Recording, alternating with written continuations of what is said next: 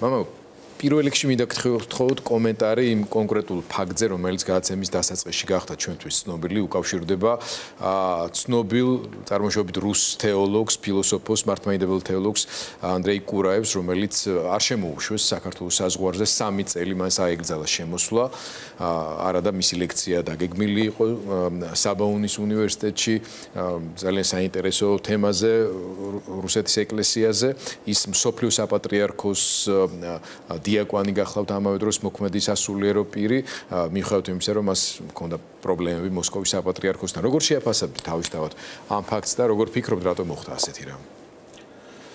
მოგესალმებით, მადლობა მოწვევისთვის. ეს ფაქტი თავისთავად მეტყველებს იმას, რომ ჩვენ სახელმწიფოს საზღვრებს რუსეთი აკონტროლებს.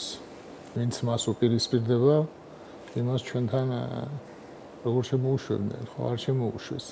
სხვა მას დანაშაული არ გააჩნია, ხო, არავითარი, არც რამე ისეთი საზღვრის გადაკვეთის პრობლემა ექნებოდა, არც არაფერი, უბრალოდ ის დაპირისპირებულია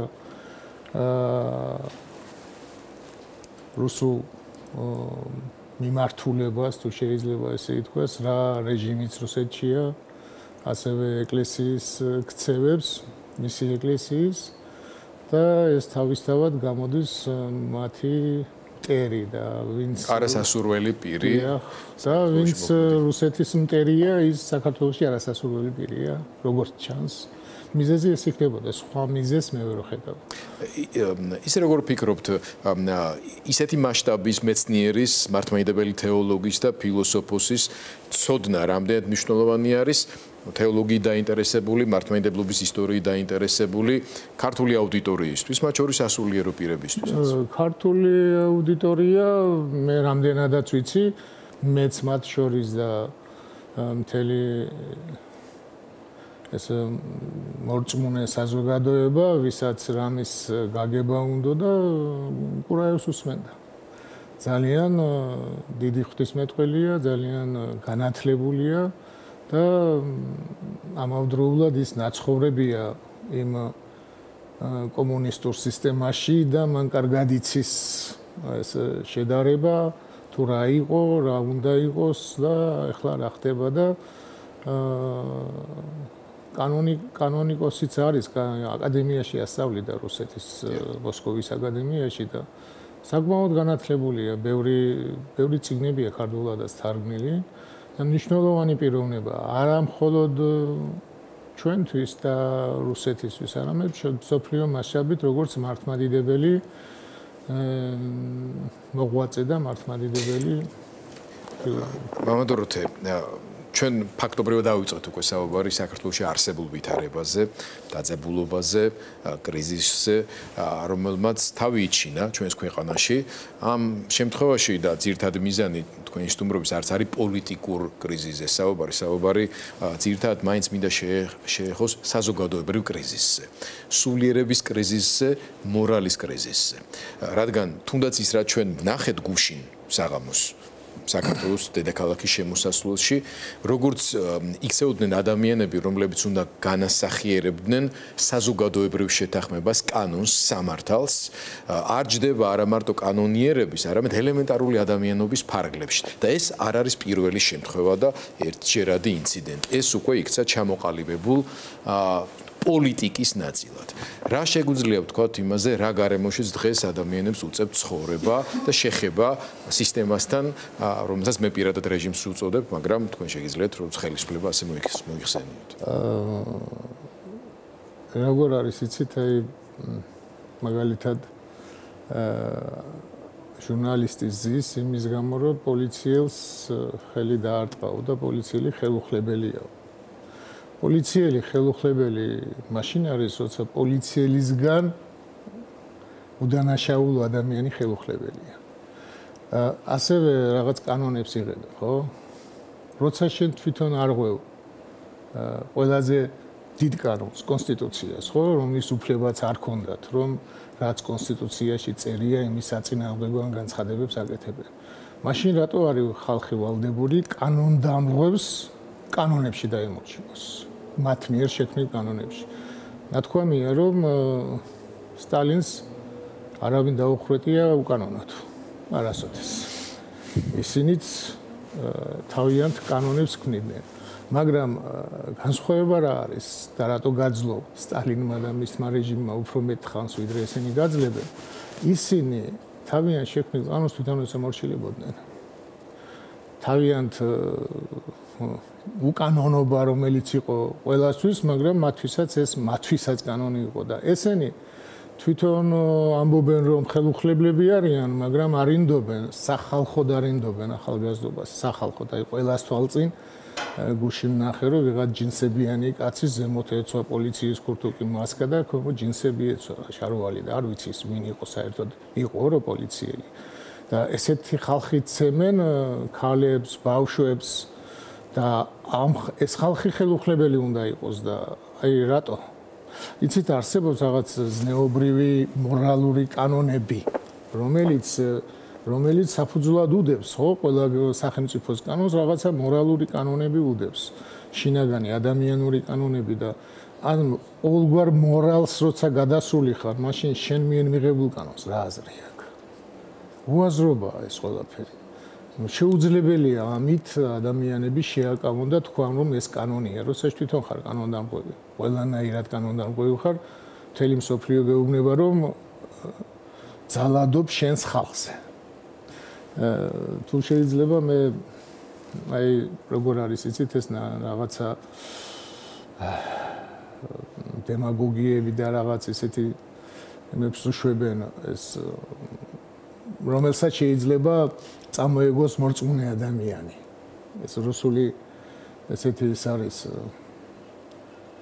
სწავლებები რომ აი მაგალითად ვისაც ევროპა უნდა ის არის აუცილებლად რაღაც LGBT ან ამის ფარველი ან რაღაცა და ამით ბევრია შეშინებული სხვათა შორის რაღაცები მართლა ხო არ არის ესე და ერთი მაგალითი მინდა მოვიყვანო ბიბლიიდან მოსე წინასწარმეტყველი იცის ყველა მე ხა არ დავიწყებ ახსნას ვინ იყო მოსე კაცი იყო რომელიც ღმერთს ესაუბრებოდა და ღმერთისგან ღმერთი ასწავლიდა ღმერთი უცხადებდა ღმერთი ესაუბრებოდა და მან ასწავლა როგორ უნდა მოეწყო თავისი ეკლესია და ასე შემდეგ და აი ეს კაცი ჩამოდის მთიდან და ზის და ხალხს ასწავლის და მოვიდა მოსეს სიმამრი ითრო რომელიც იყო წარმართი მღვდელი ყავდა რომელიც თავის წარმართულ ქვეყანაში ცხოვრობდა და იმან შენიშნა მიცა აი ამ ღვთის ხილველ კაცს უთხრა შენიშნა ეს რა არის შეროზი ხარო და სხვა რო ფეხზე დგასო და მოსემ თქვა რომ მე რა ვქნაო ისინი ათასები და არიანო და მე ერთი ვარო და მე რო გამოირჩიო 100-ის თავები 1000-ის თავები შენ მათ ესაურება მართან ერთად დაჯექიო და ისინიო მე ხალხს ესაუბრებიანო და აი ეს მოწყობა რომელიც უფრო სამართლიანი იქნებოდა მოსემ წარმართისგან ისწავლა მოსემ არა ჩვენ ვიღაც არამედ მოსე რომელიც ღმერთს ხედავდა და ღვთის ზურგი დაინახა წარმართს დაუჯერა და ესე მოაწყო როგორც მან უთხრა ხო ანუ როგორი რაღაცა არის იცით რომ ნებისმიერი რომ შენ არ მიგაჩნია ის სწორ მორწმუნედ იქნება თუ როგორ იქნება ვინც არ უნდა იყოს თუ ის რაღაც საქციელს სწორად აკეთებს შევალდებული ხარ გადმოიღო და მით უმეტეს ახლა ჩვენ რაში გვდებენ ბრალს ხო უსამართლო სასამართლოში არის უსამართლო სასამართლო არის ხო ყველა ქართულს ესე განსხვავებით იმაში რომ საკუთარ ხალხს ქუჩაში ვცემთ და ვკლავდნენ უაკეთებთ ამას უგებნებიან იმიტომ ჩვენ მე ევროპა ჩვენ იმას კი არ გვეუბნება რომ თქვენ ღმერთთან არასწორად ხართ ეს არ თქვენ ჩვენთვის შენი რწმენა არის გვეუბნებიან ხო არავინ არ გვიგზავნა ჩვენს რწმენას ისინი გვეუბნებიან რომ უსამართლოდ ეკცევით საზოგადოებას და იმათ ეს სამართლიანად აქვს აღებული და მე ძალიან მინდა რომ ის სამართლიანობა გადმოვიდეს ჩვენს ერში. ძალიან მინდა რომ ევროპული სამართლიანობა იყოს საქართველოში და ეს სრულებითაც არნიშნავს ჩემი რწმენის უარყოფას. მე მგონი პირიქითაც არის, რა თქმა უნდა ეს, მაგრამ აი ასეთი კითხვა მინდა დაგისვათ. თქვენ შემთხვევით არ შემოიტანეთ ჩვენი ქვეყნის საგარეო პოლიტიკური ორიენტაციისა და ევროპისკენ სწრაფვის ამოცანა, როგორც საერთო ეროვნული მიზანი, რომელიც კონსტიტუციურად არის ამავე დროს გამტკიცებული. მაგრამ საერთოდ რომ ევროპა არ არსებობდეს დედამიწის ზურგზე. ხო იძახდა ბენდუკიძის ცნობილი გამონათქვამია, წარმოვიდგინეთ რომ კავკასიის ქედს მიღმა რუსეთი არ არსებობსო, ისე სადო ცხოვრებაო, ხო? წარმოვიდგინეთ რომ ევროპა კი არა საერთოდ არ არსებობს ეს სივრცე. ჩვენ რა პრეტენზიებიც გვაქვს ამ რეჟიმის მიმართ. ჩვენ რაზეც ღიზიანდებით, ბრაზდებით და გვიჩდება პასუხის მოთხოვნის სურვილი. ეს რამე ევროპას უკავშირდება ამერიკის შეერთებულ შტატებს, რომ წაქცეულ ადამიანს ხელისუფლების წარმომადგენელი ფორმით თავზე არ უნდა ახტებოდეს და დახტოდეს. ჟურნალისტი კი არა უბრალოდ. ადამიანს, წაქცეულ ადამიანს, რომელსაც არაფერი დაუშავებია, მის თავზე ფეხით არ უნდა დახტოდნენ ეგრეთ წოდებული პოლიციელები. ამას ევროპის ყოფნა არ ყოფნის თემასთან რამე კავშირი აქვს საერთოდ? ჩემი კითხვა რაში მდგომარეობს? ის, რასაც ჩვენ გვასწავლის მართლმადიდებლური ქრისტიანობა, ის, რასაც გვასწავლის ჩვენი ეროვნული ტრადიცია, ის, რასაც ადამიანობა გვკარნახობს. ამას რატომ უნდა ჭირდებოდეს რაღაცა ტიპის საგარეო პოლიტიკურ ორიენტაციულ წიაღსვლები და ასე შემდეგ. რაზე უნდა საუბრობდეს დღეს საზოგადოება და ის ადამიანები, რომელთა სიტყვაც უფრო მჭრელია და მივა მათთან. იმიტომ რომ იზოლირებული საზოგადოებები არის. აქტიური ინდოქტრინაცია მიდის, მათ შორის აი რომ უსმინოთ გუშინ რეებს ლაპარაკობდნენ, მე შეგდემულად დავჯექი და მთელი ღამის განმავლობაში ხმებს უსმენდი ეს პოლიციელები ამ სპეცრაზმის წარმომადგენლები რას ამბობდნენ არა მარტო შეურაცხყოფები აი რას ეუბნებოდნენ ამ ხალხს რა ბრალდებებით იყვნენ როგორ მოიხსენიებდნენ რაში ადანაშაულებდნენ ერთ-ერთი იმედი პოზიტივი რასაც აკეთებს ანუ კობახიძის და სხვების ნარატივები დაზეპირებული დაჯერებული ეზიზღებათ ეს ხალხი და ეს სიძულვილის ენა არ არის მარტო ენა ასეთ შემთხვევაში ნავარჯიშებ მუსკულატორულ ტიპებში ეს უკვე არის მოქმედებაც რასაც ვხედავთ ჩვენ მაპატეთ ამ ხელა ასე ვთქვათ მიმოხილვისთვის სიტუაციის უბრალოდ არიან ადამიანები რომელთაც შეიძლება უკეთესად ესმოდეთ მათ შორის ამ შეცდომაში შეყვანილ ადამიანებს და ამიტომაც იმსახურებთ პირადად ჩემი მხრიდანაც ასეთ პატივისცემას რომ თქვენ ამაზე საუბრობთ იმიტომ რომ თქვენ წესით უფრო მოგისმენენ ვიდრე არასამთავრობო ორგანიზაციებს, მედიას და ასე შემდეგ. ამიტომაც ვაფასებთ იმას, რომ თქვენ იყავით ერთ-ერთი, თუმცა არა ერთადერთი საბედნიეროდ გამონაკლისი, რომელიც მობრძანდით და რუსთაველის გამზირზე შობას წირვა აღავლინეთ, იმიტომ რომ იქ დიდი ნაწილი მორწმუნე ქრისტიანი არის. უბრალოდ სტატისტიკურადაც კი ასე არის და გაგებით და შემართებით. ასე საერთოდ დაყოფა მიუღებელი უნდა იყოს ჩვენთვის.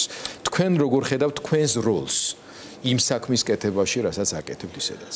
მე არ ამგონია ვინმე რომ მათგან ვინმე რომ მომისმენს იმის გამო არაფერს არ ვაკეთებ, იმიტომ რომ ვიცი რომ ისინი არ მომისმენენ, იმიტომ რომ მათ არ ვიცი დავალება აქვთ თუ, მაგრამ თავარი ის არის რომ გეზი აღებული გაქვთ სხვა მიმართულებით. იცით როგორი რაღაცა არის რომ აი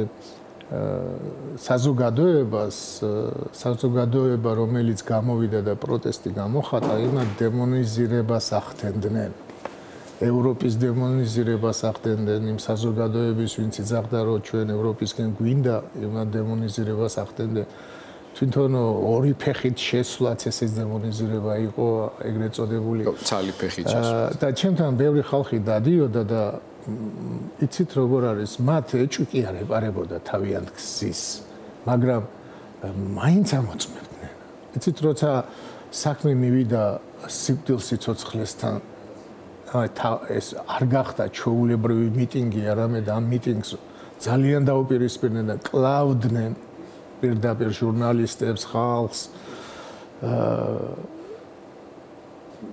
მათ აინტერესებდათ ღმერთი რას ფიქრობდა აი ღმერთის მსახური როგორ უყურებდა ამ საკითხს ისინი მართალს ამბობენ, ეს შეიძლება და მე უბრალოდ ხმა მოვიღე იმის გამო რომ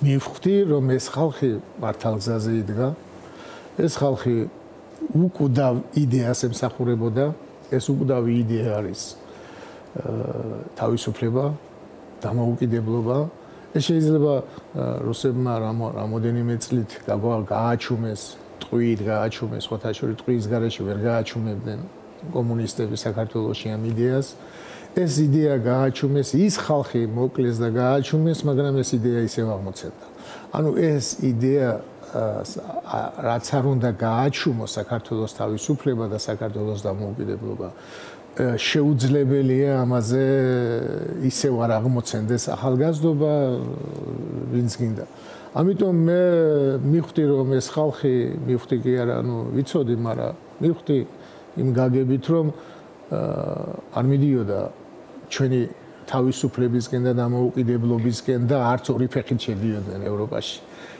მთავრობა ეგრეთ წოდებული თქვენ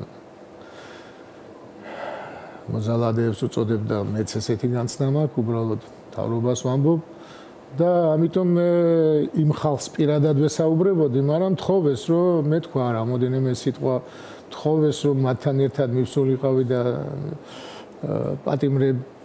პატიმრობაში მყოფი შვილების დედები გამემხნევებინა და მე არ შემეძლო ეს არ გამეკეთებინა მე არ შემეძლო ისინი არ გამემხნევებინა იმიტომ რომ სრულიად უსამართლოდ არიან ეს ბავშვები ციხეში როგორი რაღაცა არის იცით აი ნახე მე მათ არ ვიცნობ არავის მაგრამ რო უსმენ ბევრად წიგნის კითხვა არ უყვართ მაგრამ როგორ დავიჯერო ხევისბერი არა აქვს სკოლაში ნასწავლი რომ შენი შვილის მიმართაც ესეთი სამართლიანი უნდა იყო როგორც სხვის შვილის მიმართ და როგორც შენი შვილის მიმართ ახარ სამართლიანი და რა დამოკიდებული ის უნდა გქონდეს სხვის შვილის მიმართებაში ესენი რომ სხვის შვილი არ ეწოდება სხვისი დედა არ ეწოდება ის ხო საოცრება იყო დედა უკვდებოდა თხოვდა უჩემოდ მოკვდებაო და ციხეში დატოვეს კაი დატოვეს მაშინ გააგზავნე შენი ჯგუფი და მიხედე იმ ხალხს ხო დედას მიხედე ხო აი დედას რო ესე უკლავა და ეს როგორ შეიძლება ქრისტიანი იყოს თქვენ სწორი ბრძანეთ ამას რა შეჭირდება ევროპა ამას რა შეჭირდება ამერიკა მაგრამ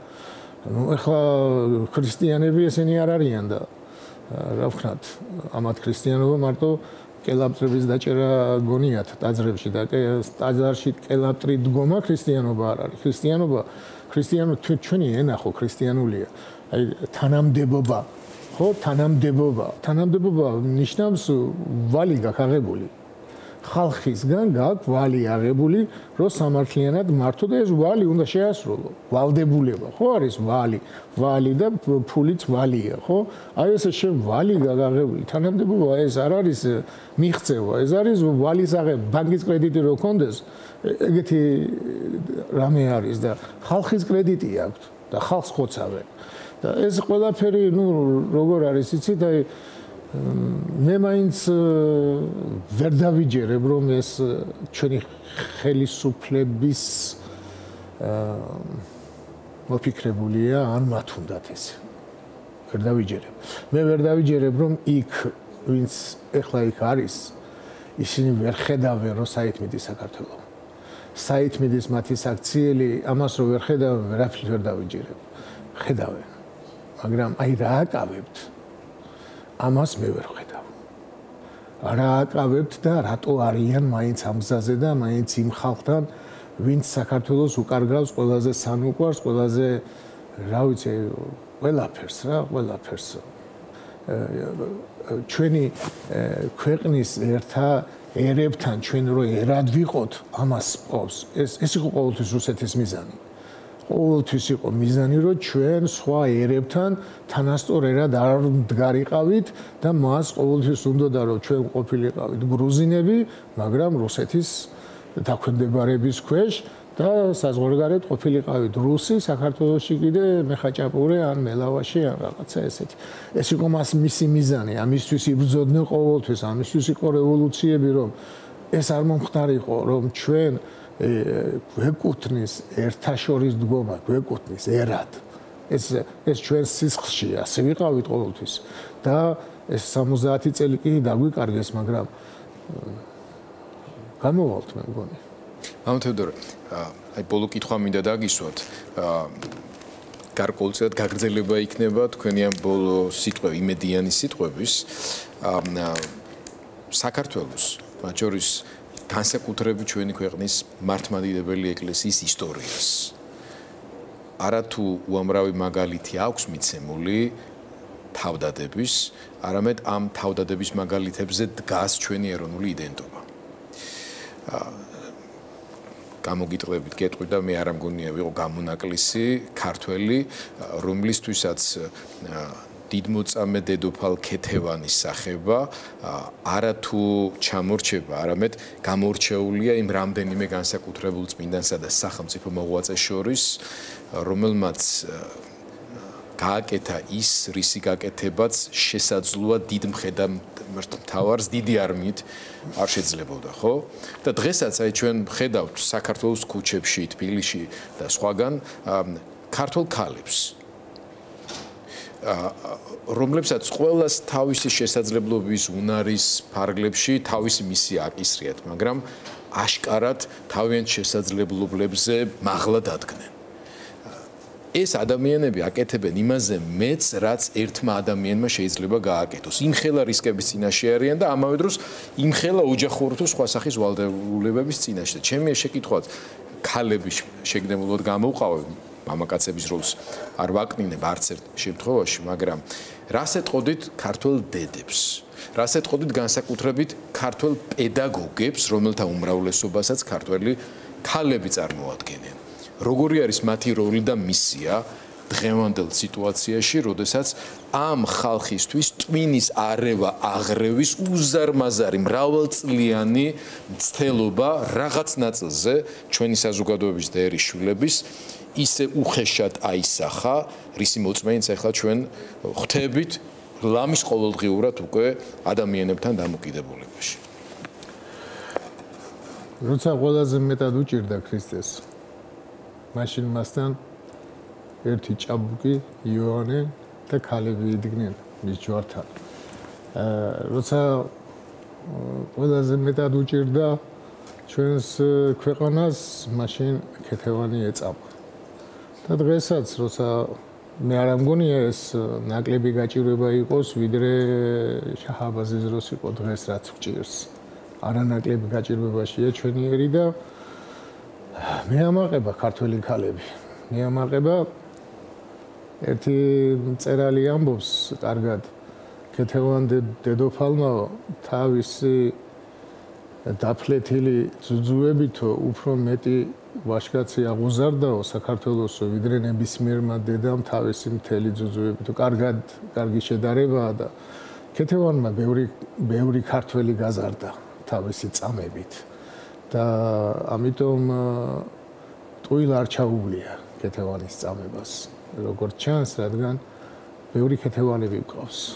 ბევრი ქეთევანები გვყავს საქართველოში და მე ცოტა ისე ზოგჯერ იუმორითაც ვამბობ, მაგრამ სინამდვილეში ესე ვფიქრობ, საქართველოში ქართველი ქალების იმედი უფრო მაქვს, ვიდრე კაცების თქვა. იმიტომ რომ რაღაც კაცები არ ვიცი რა დაგვემართა და ქალები ძალიან ყოჩაღები არიან ქართველი ქალები, ეს პოლიტიკაში რო უყურებ ამათ, რა ვიცი, ხა სახელით არ მინდა გამოვყო, მაგრამ ერთს გამოვყო პრეზიდენტს, იმიტომ რომ პრეზიდენტია სალომეს და სხვა დანარჩენი, ვინც ამ გზას მიყვება, ყველანი ძლიერები არიან და უშიშრები. შიშზე მინდა იყო აქ თქვენს გადაცემაში ამ შიშზე საუბარი და უშიშარი ადამიანი არ არსებობს. შექსპირს აქვს ნათქვამი, რომ გონიერება გამბედაობას უშილსო ხელს, მაგრამ მორწმუნე ადამიანისთვის ქრისტემ სხვა უთხრა, ნუგეშინიათ მათი, ვინც ხორცს კლავს. ამიტომ ცოტა რწმენა თუ აქვს ადამიანს, მაშინ მისი შეშინება შეუძლებელია. არა იმიტომ, რომ მას ბუნებრივად შიში არ აქვს, მაგრამ იმედი აქვს მეტი, როცა მართალ გზაზე დგას და მე მინდა ყველას უთხრა, რომ მართალ გზაზე დგანან, მართალ, სწორ, ქართულ გზაზე დგანან. და აკაკის სიტყვები არის ძალიან საინტერესო, რაც ილიას უთხრა, რომ თუ საქართველოს სიკვდილი უწერიაო, ბედნიერი ხარო მასზე ადრე რომ მოკდიო და თუ საქართველოს სიცოცხლე უწერიაო, შენ მასთან ერთად იცოცხლებოდა. ხო გჯერა რომ ილია ჩვენთან ერთად და საქართველოს ცოცხალია და ცოცხალია და ცოცხალი იქნება, ხო ესეა? აი ესე ყველა ვინც ამ იდეას ემსახურება, ვინც ამ თავისუფლებას ჩვენს დამოუკიდებლად, ეს არ არის პარტიათა შორის ბრძოლა, ეს ძალიან უნდათ რომ ნაციონალურ მოძრაობაზე გადაიტანონ და თითქოს მეწოდება ის ხალხი, იმიტომ რომ ყველა ჯოხი მაგაძე ტყდება, მაგრამ ეს არ არის ნაციონალებსა და ოცნებას შორის ბრძოლა, ეს საერთოდ არ არის პარტიული ბრძოლა, აქ ეს პარტიის მიღმა, ეს არის ან დამოუკიდებლობა, ან თავისუფლება, ან სიკვდილი, ან დამარცხება, მაგრამ დამარცხება არ ამგონია და ძალიან წუხვა რომ ამას ახალგაზრდობა ეწირება. იცით როგორ არის, აი ამდენი ახალგაზრდების დასახიჩრება, ეს ხო აი გურამ როგავას ხო ნახევარი ცხოვრება წაართვეს. აი იმ ერთი იმით. აი როგორ უნდა თქვა, ეხლა ის პოლიციელი ხელშეუხებელია, რომელმაც მოსაკლავად დაარტყა კაცს, ჟურნალისტს, რომელიც საერთოდ გვერდით იდგა, ხო? დაარტყა და მერე კი არ დაიჭირა, გაიქცა. აი თუ გასაქცევად ურტყამს პოლიციელი, ურტყამს და გარბის. აი როგორ შეიძლება ის მე ჩავთვალო ან ერიშვილად, ან მორწმუნედ, მოკლა კაცი და გაიქცა. და იგივე როგორ შეიძლება ჩავთვალოთ, ვინც მას ხელს აფარებს ახლა.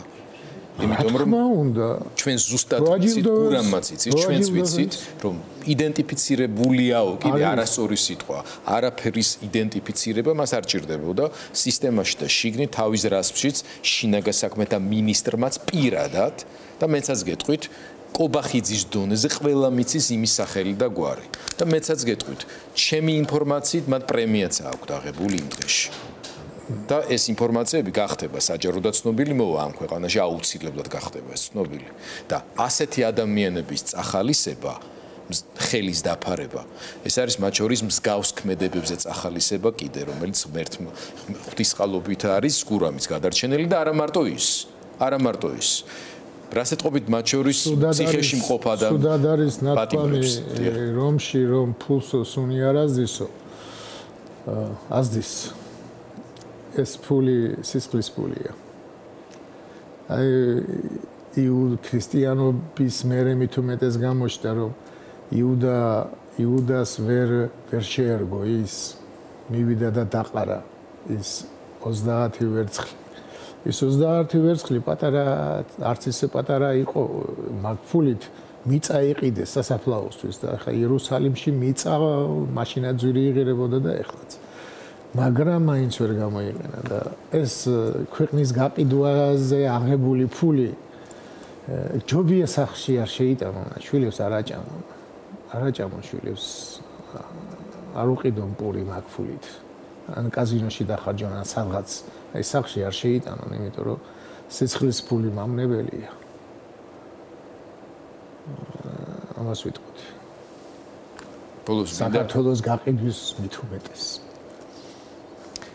მამადოროთე, ბოლოს შეიძლება ძალიან უჩვეულო იყოს, მაგრამ იმ ადამიანებისათვის, რომლებიც ახლა ციხესაპატიმროებში უცქერენ, უყურებენ და უსმენენ ჩვენს ეთერს. მინდა მოგცეთ საშუალება, რომ მათაც მიმართოთ. ბედნიერები არიან. ულოცა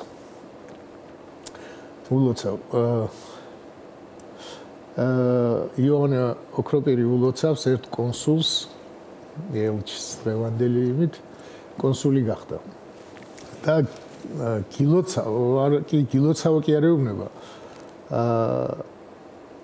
შენს თავს მიულოცავო კონსულობასო მე ციხეს მიულოცავ ასეთი მართალი ხალხის იქ ყოფნას, იმიტომ რომ დღეს ციხე მართალ ხალხთა სამყოფელი გახდა. პირდაპირ ამ სიტყვის მნიშვნელობით საქართველოში და იქ მე მათ თავისუფალ პატიმრებს ვეძახი. ულოცავ რომ საქართველოს ხუსლი მოხვდათ.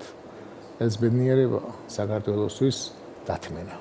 ამიტომ შეეშინდება პირიქით და მოლოდინებიც გათიშონ, მოლოდინები თუნდაც გამოსვლის, თუნდაც იმის თავარია ერთადერთი მოლოდინი ქონდეთ, რომ საქართველოს თავისუფლება, საქართველოს დამოუკიდებლობა და საქართველოს როგორც ერად დგომა ერთა შორის.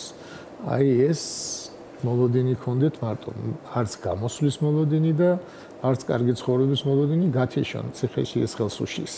ეს თუ მოხდება ისინი ისე თავისუფლებაზე იქნება. ეს თუ მოხდება მათ უზარმაზარი წვლილი შეეძლო. ხო და დაპატიმრებულ საქართველოში რომ გამოვიდნენ თავისუფლებაზე რა მაინც არ იქნებიან თავისუფლებაზე. ასე რომ და ის 50 კაცი იქნებოდა. მე არ ვიცი ესენი თავი და ქალიც უკვე ვახსენოთ განსაკუთრებით მზია ამ შემთხვევაში ყოველს განსაკუთრებით. აი მზიაზეც რო ვთქვა, ხო მზია გარეთ ნაკლებ ზიანს მიაყენებდა ამათ, ვიდრე საპატიმროში. ის პატიმრებიც 50-ია თუ 60-ია 60 კაცი იქნებოდნენ, მაგრამ მაგათ ნაცვლად ვინც არ გამოდიოდა, მინიმუმ თითოს ნაცვლად 20 გამოვიდა და საკუთარ იმას აზიანებენ. ეგრეთ წოდებული მთავრობა საკუთარ გზასაც აზიანებენ და ყველა უფრო მეტ პროტესტს ხებულობენ და რატო აკეთებენ არ ვიცი. ვინ დაგეგმა ესე როგორი რაღაცა იცი ეს შეიძლება რუსეთში გაზდით და იქიდან გადმოიტანეს მაგრამ ეს იმას გავს ეს რაჭული ფილმი რო არის ხეზე რო თოქს აუგდებენ რო ჩამოაგდებს და გუშინ ასე ამოიყვანეთ თუ ჭიდანო ეგრე მოუვა რუსულ კანონს რუსულ იმას რაც რუსეთში გადის ეს საქართველოში არ გავა ვერ გავა არ არსებობს შეუძლებელია იმიტომ რომ ის სხვა არის და ჩვენ სხვა ვართ. ეს არის და ეს. ძალიან დიდი მადლობა მამად დოროთე ტელემაყურებელს მინდა შევახსენო რომ ის და იგივე სახელია. ოღონდ პირიქითად დოროთე თეოდორე. დოროთე არა. ღვთის საჩუქარს ნიშნავს.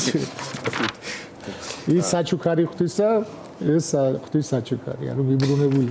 ძალიან დიდი მადლობა თბილისის ქვემო ბეთლემის მაცხოვრის შობის ტაძრის წინამძღვარი საუბრობდა ჩვენს ეთერში მადლობა უთხრათ მას